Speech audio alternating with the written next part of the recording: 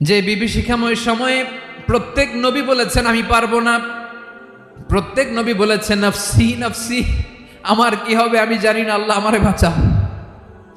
প্রতিটি নবী বলবে নফসি নফসি, আল্লাহ তুমি আমারে বাঁচাও আমারে বাঁচাও। বিশ্বনবী মাথা তুলবেন, তুলে বলবেন রব্বি হাবলি উম্মতি, আল্লাহ তুমি আমার গুনাহগার উম্মতকে বাঁচাও।